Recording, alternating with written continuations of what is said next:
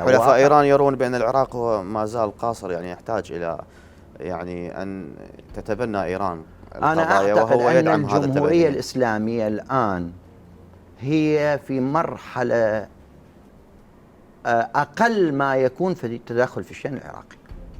هذه المرحلة الآن الجمهورية الإسلامية هي أقل ما يمكن، نتيجة لسببين.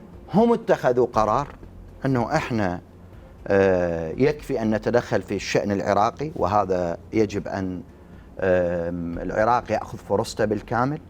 وبنفس الوقت القوى السياسية ما باتت بأغلبها ممن كان لديه علاقات طيبة مع الجمهورية الإسلامية ما بات يقبل أن يتم التدخل. فالطرفين الآن أكو تفاهم، والجمهورية الإسلامية ما زالت طرفا مؤثرا في المحيط الإقليمي والعربي، مو بس على العراق، ولكن هي الآن في أقل مراحل تدخلها من وجهة نظري. هذه قد يعارضني شخص آخر، لكن أنا هذا اللي دا أشوفه على أرض الواقع.